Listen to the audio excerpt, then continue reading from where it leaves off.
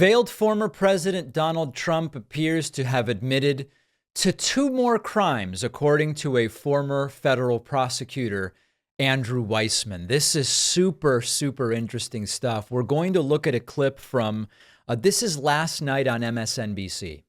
And a panel of people on Lawrence O'Donnell's show were reviewing clips from this bonkers off-the-wall interview that Donald Trump did with NBC's Kristen Welker on Sunday. We reviewed the interview on the Monday show already. Go back and check that out if you want the full scope of insanity from that interview.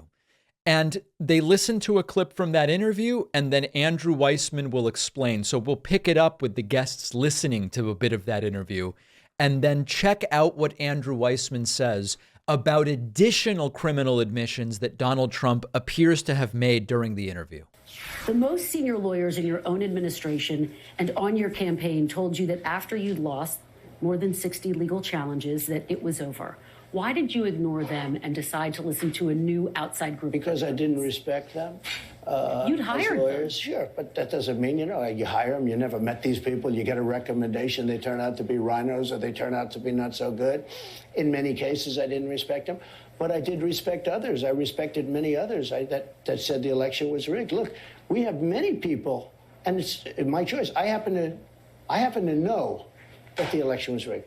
Were you calling the shots, though, Mr. President, ultimately? As to whether or not I believed it was rigged, oh, sure. It was my decision. It was my decision. Andrew Weissmann, what can Jack Smith and Fani Willis do with testimony like that? So I wanted to focus on something he said shortly after that clip, where he said, I knew that we won at 10 o'clock the night of the election, because that was part of something that's gotten very little attention, but that was an effort to stop the count of votes.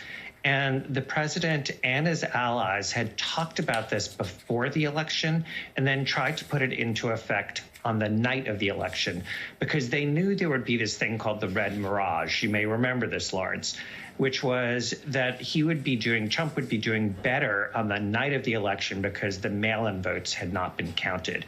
So he went out and tried to get states to stop counting votes. That feeds into the two of the three charges, like a hand in a glove, which is obstruction and the 241 civil rights violation, because you can't do that. You can't not count American votes. And that was really interesting to me, that he was going back to that in this interview, the sort of stop the count, because that is part of the charges in both Georgia and in D.C. Joyce Vance, if Donald... So listen, Trump wanted to sow chaos. The big picture was Trump wanted to sow chaos, enough of it that he would be able to stay in office, tie the election up in courts for months. But he also would have loved to straight up just disenfranchise voters for Joe Biden in order to maybe pull off some states that he didn't actually win. And Trump has been incriminating himself since day one here. He doesn't listen to lawyers when they actually provide sane advice. He does listen to lawyers when they present him with ridiculous memos, like John Eastman presenting him with the memo that, hey, maybe Mike Pence can just stop the entire thing and, quote, send it back to the states. And then who the hell knows, maybe we can actually win. So the number of times that this happens, where Donald Trump actually provides evidence and a line of investigation, is actually stunning. And there's a real question that people have been emailing me, which is Trump fit to stand trial? Now, I want to be super careful here, because as the lawyers in our audience know and have written to me, when we say Trump's nuts, okay, we're saying Trump's nuts in a sort of colloquial media societal framework. But in court, to truly demonstrate that someone is not fit to stand trial or to get a not guilty by reason of insanity, it really is quite a high bar. And there is no evidence that Trump genuinely meets that bar.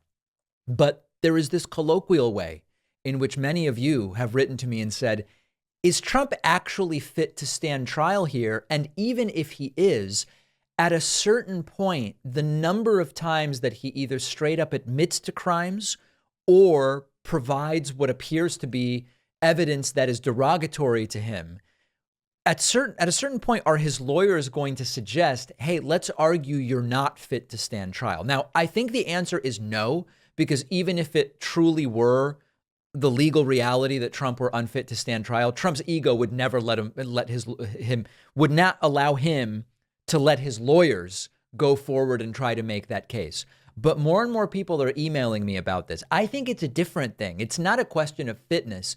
It's a question of narcissism and ego. As I've said before, we talked about this yesterday a little bit. The reason Trump behaves the way he behaves in depositions, the reason that Trump always says, I would love to testify, I would love to sit down with Mueller or whoever it is and tell him what it is. The reason that Trump thinks that would go in his favor is because Trump thinks he's the smartest person in the room, that they can't catch him lying, that he can convince other people of things that aren't true. And that is a classic narcissistic and ego-driven trait. Do I think Trump is fit to stand trial by the legal definitions? I'm not a legal expert, but all the lawyers that email me say, absolutely, David. Trump would never successfully argue. His lawyers would never successfully argue that he's unfit to stand trial.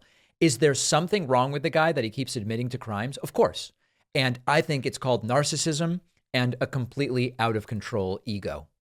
One of our sponsors is Zippix nicotine toothpicks. Don't you think it's time you stopped putting smoke and vape oils in your lungs? Zippix toothpicks are a convenient way to curb the nicotine cravings.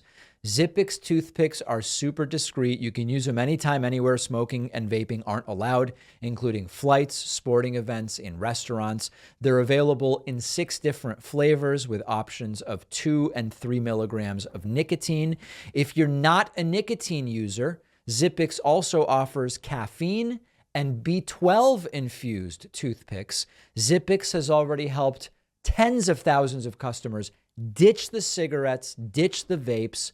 They might be able to help you too. If you're a smoker or a vapor, give Zippix toothpicks a try. Your lungs will thank you. Go to zippixtoothpicks.com today. Save 10% with the code PACMAN10 at checkout. Just remember, you must be 21 or older to order. The link is down below.